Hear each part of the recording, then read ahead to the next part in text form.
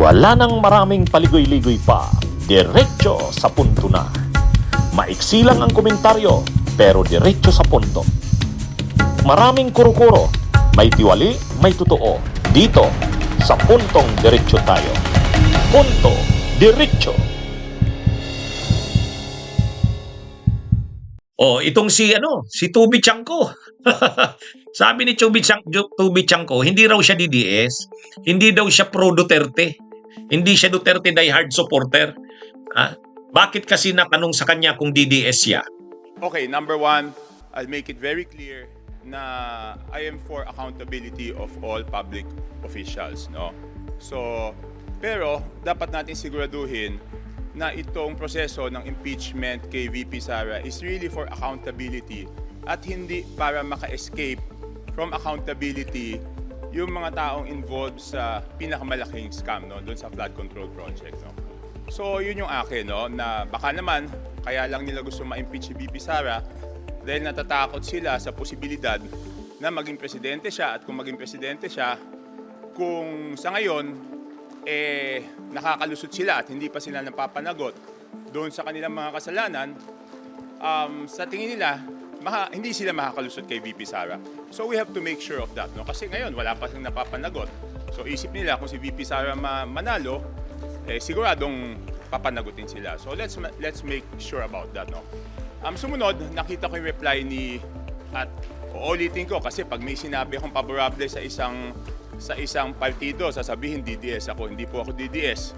Gusto ko lang same standards, no? Kung ano po yung standards na ginawa namin doon sa pagsabi na insufficient in substance yung impeachment kay Pangulong Bongbong Marcos, dapat ganun din yung standards na ipapatupad dito kay VP Sara, no? Kasi yun ang accountability. Accountability means parehong standards. Hindi pa pwedeng magkaiba yung standards nung kay President Bongbong Marcos at kay VP Sara. And for the record, bumoto nga ako na insufficient in substance yung kay President Bongbong Marcos, no.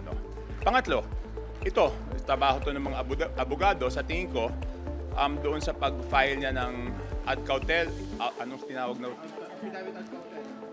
ad cautelam. Ano mo tamang pronouncement doon? Ad cautelam. O doon sa pag-file niya ng ad cautelam, ibig sabihin nun, she is not surrendering her rights to seek other remedies, no? So, mukhang,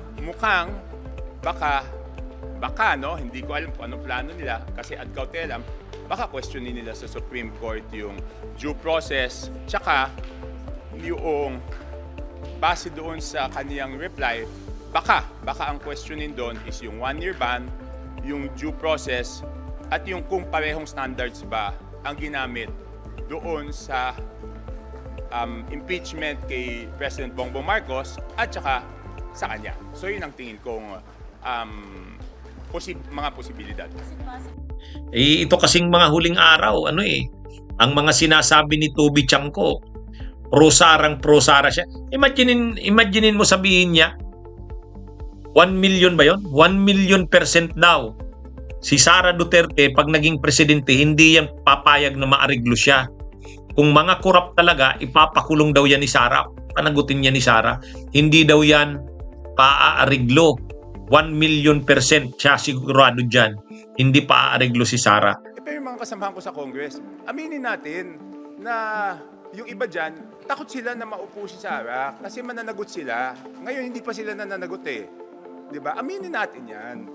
Hindi, ang sinasabi ko lang, si Sara, 1 million % hindi nila maareglo.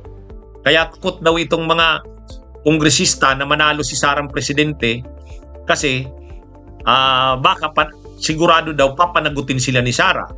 Papakulong sila ni Sara, kakasuhan sila ni Sara. Dahil si Sara, hindi yan pwedeng arigluhin. Kung tiwali ka, hindi ka pwedeng palusutin ni Sara. Kaya ayaw daw ng mga kongresista na manalo si Sara.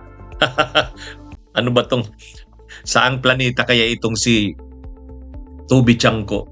Si Sara, hindi pa aariglo. Sangkot nga sa mga anomalya, sa mga korupsyon si Sara. Tapos sasabihin niya, hindi pa aariglo sa mga korap.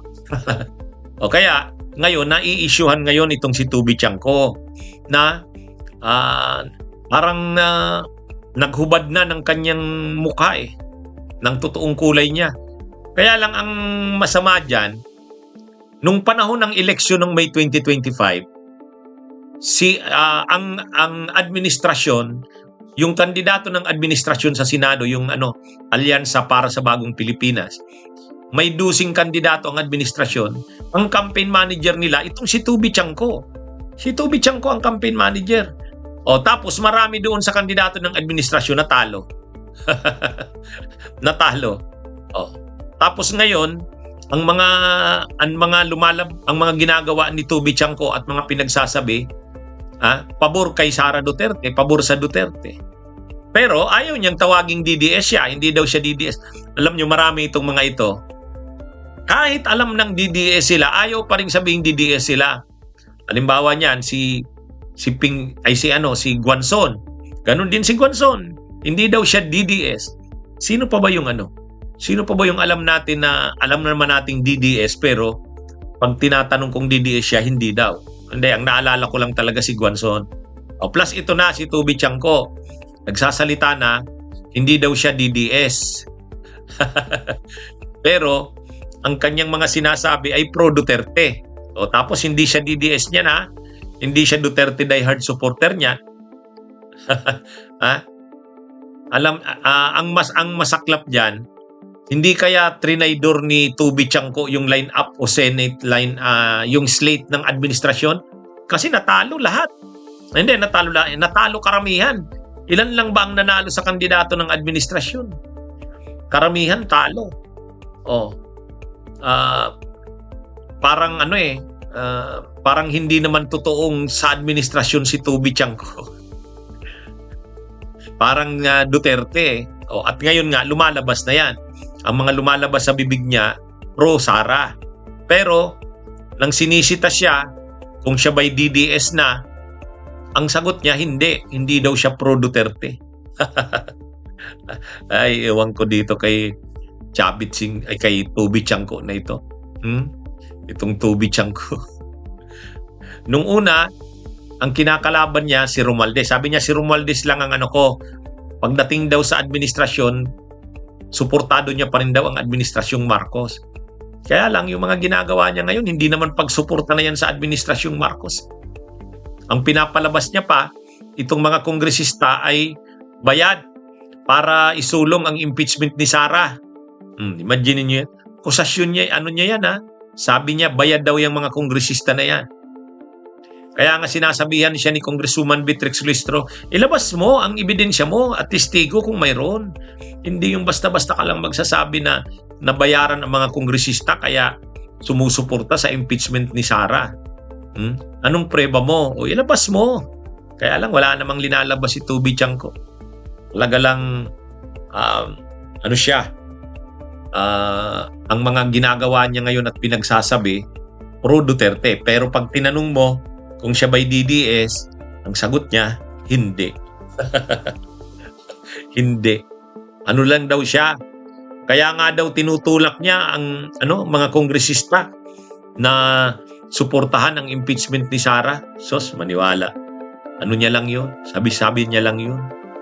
Ang totoo, pro Sara siya. Itong si Tubi Tiangco. Bunyog, bunyog, halikan na kasama ka. Bunyog, kapag buklod ay may pag-asa.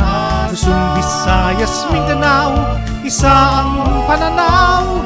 Sa bagong Pilipinas ang bunyog isisigaw. Bunyog, bunyog, bunyog.